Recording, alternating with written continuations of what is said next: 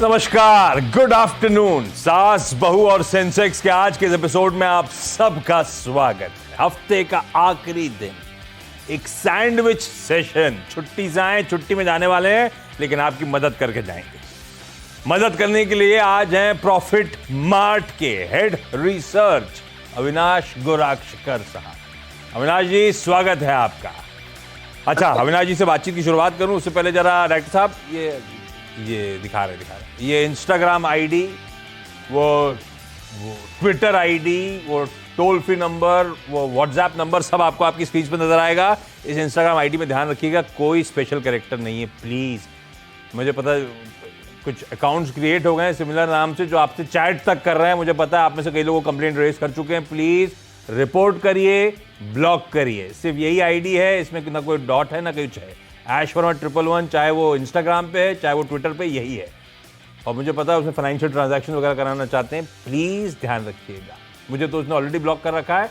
आप लोग के पास चैट आ रहे हैं तो आप रिपोर्ट करिए और ब्लॉक करिए, ठीक है। जैसे पसंद आए वैसे रीच आउट करिए भाई। और अब लेकर आइए मार्केट्स। छुट्टी से पहले छप्पर फाड़ के दिया था बाजार ने, बढ़िया मूव्स आए थे, टचवुड। वेडनेसडे के ट्रेडिंग सेशन में आपको याद होगा निफ्टी ने भी रिकॉर्ड उच्चतम स्तर जड़े थे। और क्या जड़े थे, उसके बाद हम 19,000 के स्तर पार करते हुए इंट्राडे में नजर आए थे। इस तरह का मोमेंटम बना था, ऑलमोस्ट 1% की मजबूती थी। और उसके ऊपर वो सीरीज की समाप्ति हो रही थी पॉजिटिव नोट पे। और उसके ऊपर आज जो नई सीरीज का आगाज हुआ है, ये देखिए आपकी स्क्रीन पे। बढ़िया गैप अप के इंडिकेशंस एसजीएक्स दे रहा था। हम गैप के साथ शुरुआत करी, गैप के बाद मोमेंटम सरेंडर नहीं करा। इनफैक्ट जहां खुले थे अब उसके ऊपर की ट्रेजेक्टरी में भारतीय बाजार कामकाज करते हुए नजर आएंगे। फिर आज 3/4 से 1% के उछाल के साथ कामकाज हो रहा है। 19,100 के अब हम ऊपर ट्रेड करें। 19,000 के नीचे फाइनली एक्सपायरी के दिन परसों क्लोज मिला था। आज हम 19,100 के कंफर्टेबली ऊपर ट्रेड करते हुए। इस तरह का मोमेंटम, इस तरह की चाल है। और प्रोफाइल ऑफ स्टॉक्स दिखाइए। निफ्टी की कंट्रीब्यूशन प्लेट स्क्रीन पर लेकर आइएगा। देखिए कैसे कोई हैवी वेट्स, कोई इन्फोसिस, साथ में कोई टीसीएस जोड़ दीजिए इसमें, एचडीएफसी ट्विंस, एमएनएम आमतौर पे फीचर नहीं करता, लेकिन Mahindra and Mahindra auto stocks में गजब का मूव है। महिंद्रा को इंडिविजुअली दिखाइए स्टॉक को, क्या मूव दिखा रहा है। इस कड़ी में नीचे कंट्रीब्यूशन प्लेट में रिलायंस इंडस्ट्रीज आपको नजर आएगा। इस तरह के हैवी वेट्स हैं प्रोफाइल ऑफ स्टॉक्स जो इस समय भारतीय बाजार की मदद कर रहे हैं। ये है महिंद्रा एंड महिंद्रा आपकी स्क्रीन। 4.25% का अपटिक महिंद्रा एंड महिंद्रा में। इनफैक्ट बजाज ऑटो रखिए स्क्रीन पे। ऑटो का मोमेंटम देखिए। बजाज ऑटो एक्स डिविडेंड था, कैश का भाव आपकी स्क्रीन पे 140 रुपए का एडजस्टमेंट होना था, वो एडजस्टमेंट प्ले आउट हो चुका है, 7 रुपए से नीचे है। यानी कि बजाज ऑटो इनफैक्ट अच्छी खासी तेजी में, गावस्कर ने आज प्रेफर्ड पिक के तौर पे दिया था। ये देखिए आपकी स्क्रीन पे बजाज ऑटो की चाल, गजब है आज, बहुत स्ट्रांग मोमेंटम। इस तरह के बड़े सौदे हो रहे हैं और क्या ब्यूटीफुली एब्जॉर्ब होते हुए नजर आ रहे हैं। अविनाश जी, इसी से शुरुआत करता हूं। आमतौर पे इस तरह के लार्ज ट्रेड, वो पी इन्वेस्टर्स, वो स्ट्रैटेजिक इन्वेस्टर्स, वो प्रमोटर्स जब माल छोड़ते हैं, हम मानते हैं टॉप आउट कर गया बाजार। लेकिन जो बेच रहा है उससे ज्यादा बेहतर प्रोफाइल ऑफ लोग खरीदने को खड़े हुए हैं। ये हाल है इस समय। आप कैसे देख रहे हो इन लार्ज ट्रेड्स को? कंसर्न है या नहीं है? बिल्कुल आशीष, मुझे लग रहा है कि थोड़ा बहुत तो कंसर्न है, लेकिन जिस प्रकार का लिक्विडिटी मार्केट में उतर रही है, बहुत डोमेस्टिक एसआईपी के फ्लो से, एफआई के फ्लो से, कल के बाजार में 12,500 करोड़ का इनफ्लो एफआईएस ने एक दिन में किया था। तो ये जब तक लिक्विडिटी आ रही है, मेरे ख्याल से मार्केट को कोई शॉर्ट टर्म ब्रेक लगेगा ऐसा लगता नहीं है। लेकिन हाँ, 19,200 पे हो सकता है कि थोड़ा बहुत मुनाफा वसूली आ सकती है। तो वहां पे निवेशकों को थोड़ा सा ध्यान रखना चाहिए, क्योंकि ये रैली बहुत छोटे समय में भागी है, तो कहीं ना कहीं तो थोड़ा मुनाफा वसूली आने की पॉसिबिलिटी रहेगी। गजब भागी है। मार्च के मिड में वो 16,828 है ना, वो 16,800 पकड़ लीजिए।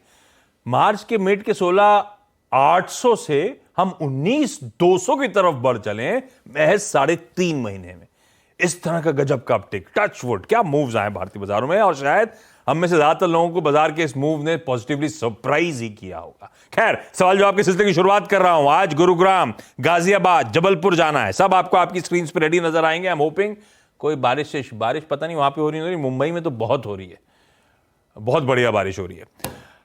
सबसे पहले गुरुग्राम, अंजलि मेहता जी आपको आपकी स्क्रीन पर नजर आएंगे। अंजलि मैम, दिल्ली में हो रही है कि नहीं हो रही है? हेलो सर, नहीं हो रही है। नहीं हो रही है, अच्छा चलो, हमारा तो टंकियां भर रही हैं। अंजलि मैम, कब से शेयर बाजार में आप मैम, और कैसे आना हुआ? सर फादर करते थे। हाँ। तो 15-20 ईयर्स से ऑन एंड ऑफ कर रही हूँ। और after marriage husband encourage me कि करो, तो आई एम डूइंग इट। 15-20 साल से कर रहे हो? बहुत मजा आ रहा है। ट्रेडिंग पहले लॉन्ग टर्म करती थी, अभी पिछले कुछ सालों से मैंने ट्रेडिंग स्टार्ट भी किया है, तो ट्रेडिंग में ज्यादा मजा आ रहा मजा मजा जब आता है जब पैसा आ रहा है, मतलब पैसा आ रहा है, सही पढ़ रहे हो, ज्यादातर ऐसा है। है? पैसा भी आ रहा है, लॉस भी होता है, but it's part of life, अरे आई वाह। सपोज। और शेयर मार्केट में आने का मतलब ही यही है कि आपका थोड़ा तो रिस्क एपेटाइट होना ही चाहिए। जब पैसा आता है, नेट नेट पैसा आ रहा है ना, जी जी जी। तभी ऐसी बातें करते हैं सब। बिल्कुल सही कह रहे हो, इसमें कोई गलत तो है ही नहीं। अंजलि मैम, पहला सवाल अविनाश जी के लिए कौन सा? सर, मिश्र धातु है मेरे पास 400 एट द प्राइस ऑफ 235। हाँ। ये अपने ऑल टाइम हाई 306 पे था, हाई वॉल्यूम्स के साथ। और आरएसआई इसका 67 है। और मंथली चार्ट पे कप एंड हैंडल का आप देखेंगे तो ग्राफ बना रहा है, तो और सपोर्ट आई सपोज कि 270 पे है। हाँ। मैं ऐड करना चाह रही थी 350 के टारगेट के लिए। तो I just want to know Avinash sir से कि is this the best time और should I wait to correct the market little bit? जितने टेक्निकल पैरामीटर्स आपने जोड़ दिए हैं, ये तो हम जवाब में एक्सपर्ट देते हैं, तो आपने सब तो बता ही दिया है कि ये हो रहा है वो हो रहा है। मैं फंडामेंटल तड़का दे देता हूं। अविनाश जी, कंफर्ट है क्या किसी मिश्र धातु में, मिधानी में, इन लेवल्स पे लॉन्ग टर्म के लिए फर्दर एक्यूमुलेट करने का? जो है वो तो है इनके पास, ऐड करने का पूछ रही है। नहीं, बिल्कुल। देखिए, अगर आपको ऐड भी करना है तो थोड़ा स्लोली ऐड करिए, क्योंकि बाजार काफी भागे हैं। और सबसे अच्छी बात, इसरो से इनको एडिशनल ऑर्डर्स मिले हैं। ये सभी को पता है कि ये बेसिकली स्पेशलाइज्ड एलॉय और मेटल्स बनाते हैं।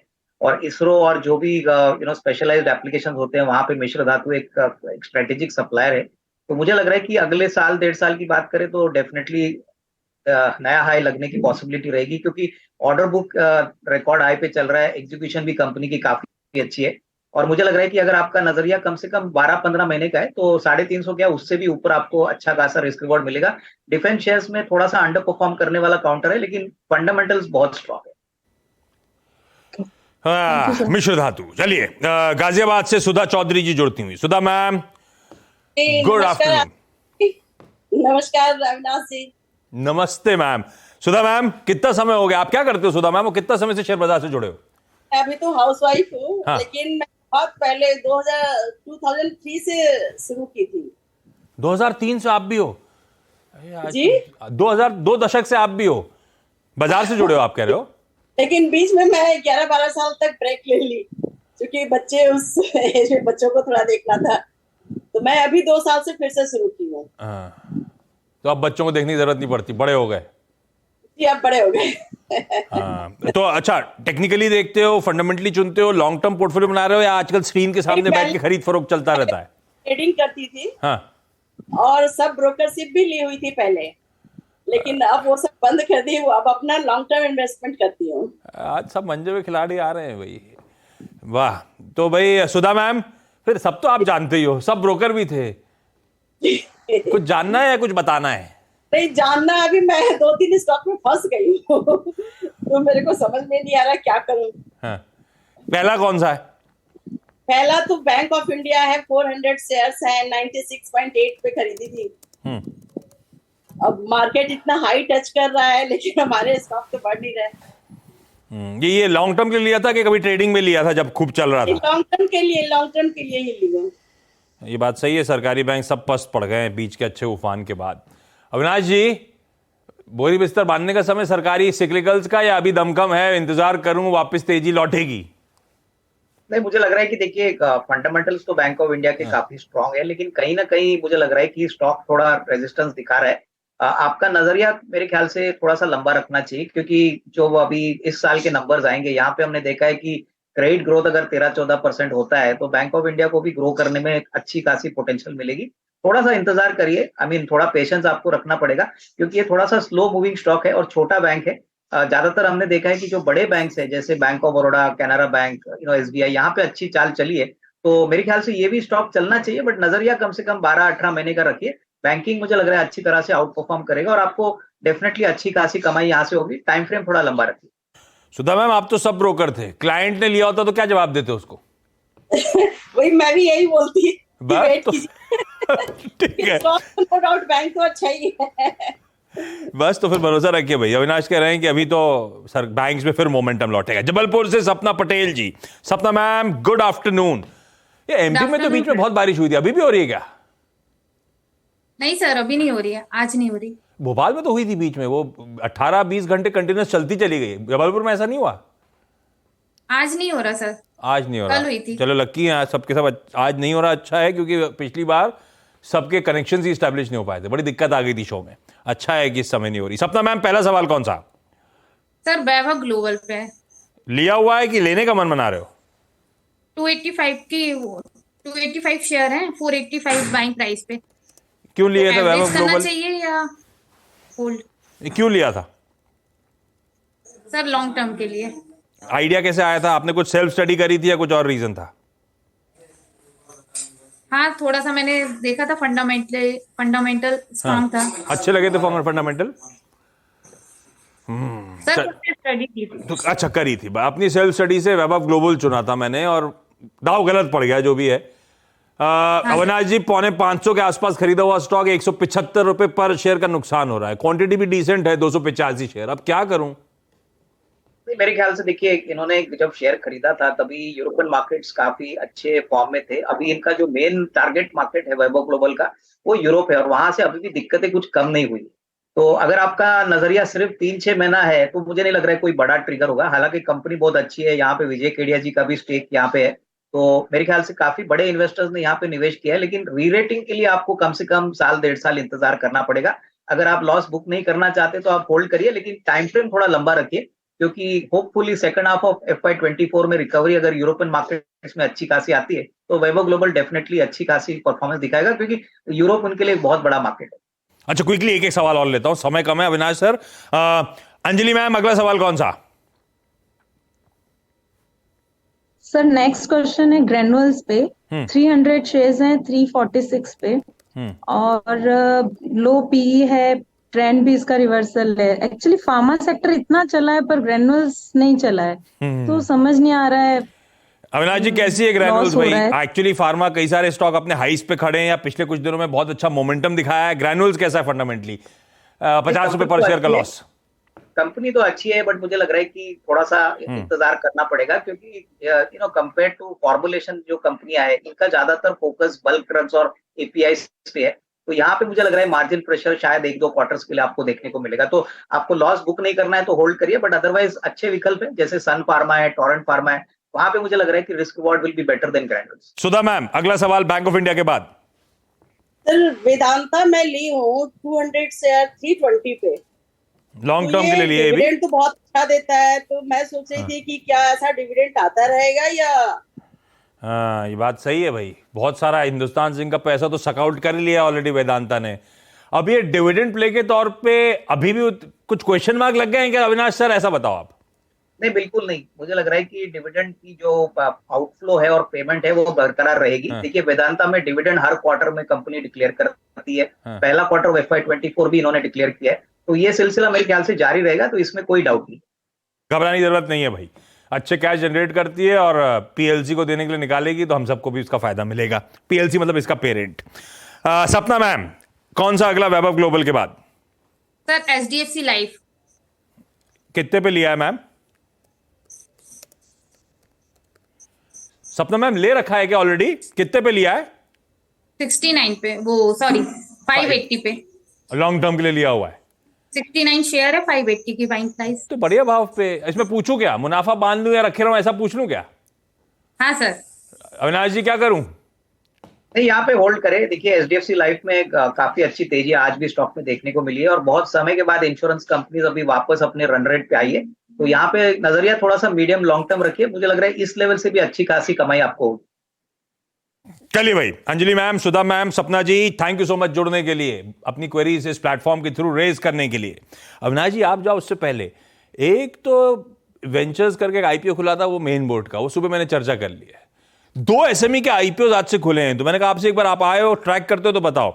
एक तो है सिनॉप्टिक्स टेक्नोलॉजीज, आज खुला है, वेडनेसडे को बंद होगा, 237 रुपीज का फिक्स प्राइस इश्यू है। दूसरा त्रिध्या टेक करके है, आज खुला है, वेनेसडे को बंद होगा। 35 से 42 रुपीज पर शेयर का प्राइस बैंड। कोई ट्रैक करते हो अविनाश जी क्या?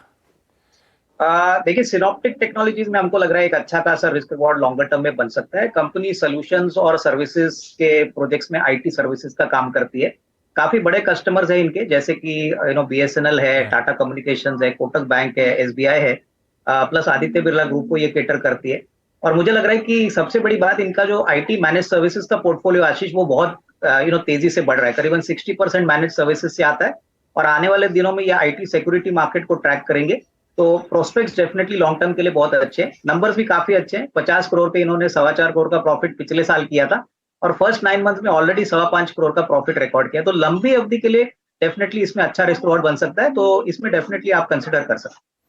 भाई दोनों में से कोई चुनना है, अगर आप लोग एक्टिव हो उस मार्केट में, तो सिनॉप्टिक्स टेक्नोलॉजीज सब्सक्राइब कहूं ना अविनाश जी, सब्सक्राइब करना है बिल्कुल लॉन्ग टर्म के लिए। लॉन्ग टर्म के लिए। अच्छा, प्रॉफिट मार्ट के निफ्टी के टारगेट्स क्या हैं? देखिए, मैंने पहले भी कहा था कि 19,200 का जो लेवल है वो पहला पड़ाव होगा। ये मार्केट अगर क्रॉस करता है तो हमको 19,450 19,500 दिख सकता है। लेकिन 19,200 में अगर कोई रुकावट आ गई, ब्रेक लग गया, तो मार्केट में एक साइजेबल करेक्शन भी दिख सकता है। तो ये स्ट्रेटेजी हमने हमारे क्लाइंटों को बोला है और हमने ज्यादातर उनको कहा है कि बाय ऑन डिप्स, क्योंकि बाजार जिस प्रकार से भागा है, आई थिंक लोअर लेवल्स पे आपका रिस्क रिवॉर्ड और बीटा इनफैक्ट ज्यादा बनेगा।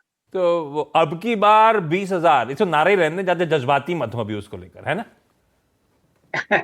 बिल्कुल, ये तो अभी नेक्स्ट टारगेट है आशीष। मुझे लग रहा है कि जल्दी होने की पॉसिबिलिटी तो लग रही है। लग रही है एक्चुअली। जब आएगा नंबर पे हम लोग को मस्ती करने दीजिए। आप लोग कॉशियस रहिए। 19,200 पहला पड़ाव, जिसे केयरफुली वॉच आउट करना है। ये निकला तो आगे के 400 450 के लक्ष्य हैं प्रॉफिट मार्ट के। अविनाश जी, थैंक यू सो मच, बढ़िया तरीके से सारी क्वेरी सॉल्व करने के लिए खास तौर पे धन्यवाद आपका। क्विकली छोटा सा ब्रेक के उस पार एक क्विक सा मार्केट रैप का स्वागत है। निफ्टी तो खैर गजब करा हुआ है। एक बात ध्यान रखिएगा, लास्ट सीरीज में हुआ क्या था, ब्रॉडर मार्केट्स में एक सॉलिड आउट परफॉर्मेंस था, खासतौर पर mid cap as a space. 7.5% series on series mid cap index उछला था। अब क्या हो रहा है नई सीरीज में, समय लार्जली लार्ज कैप्स कुछ वापस कैचअप प्ले कर रहे हैं। एटलीस्ट आज के सेशन में 3/4 से ज्यादा उछाल के साथ निफ्टी ट्रेड कर रहा है। मिड कैप्स 0.5% ऊपर है। पर एक अच्छी बात यह है कि अभी भी ब्रेथ बढ़िया पॉजिटिव ही है। मेरे ख्याल से 5:3 का रेशो गई है। 8 शेयरों में 3 गिर रहे हैं तो 5 ऐसे हैं जो मजबूती के साथ, बढ़त के साथ कामकाज कर रहे हैं। और एक और चीज दिखाता हूं, इंडिविजुअल स्टॉक्स में क्या ब्यूटीफुल स्टॉक स्पेसिफिक रिएक्शंस हैं।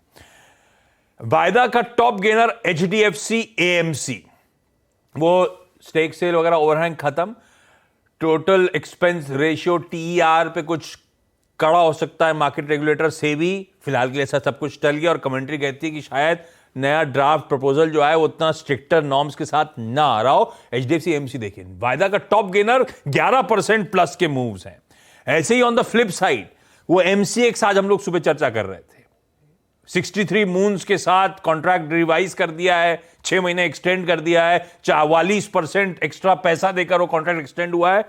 MCX 9% वायदा का टॉप लूजर इस समय बना हुआ है। इस तरह के शार्प रिएक्शन इंडिविजुअल स्टॉक्स में, ऐसे बहुत इंटरेस्टिंग स्टॉक्स हैं। खैर मुझे लगता है जब हम मिड कैप शो में उतरेंगे अगले कार्यक्रम में तो डिटेल में ऐसे ही कुछ इंटरेस्टिंग मिड कैप्स पे भी चर्चा करते चलेंगे।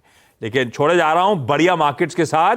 सेंसेक्स ऑलमोस्ट 1% ऊपर, निफ्टी भी 150 पॉइंट से ज्यादा की मजबूत। बढ़िया फ्राइडे, फेस्टिविटीज के बाद वाला फ्राइडे, बढ़िया स्क्रीन प्ले आउट होती हुई। इस नोट पर आज के शो सासबो सेंसेक्स में इतना ही। अब मुलाकात आप लोगों से मंडे को। वीकेंड एंजॉय करिए। मंडे को आपकी क्वेरीज फिर करेंगे सॉल्व। नमस्कार।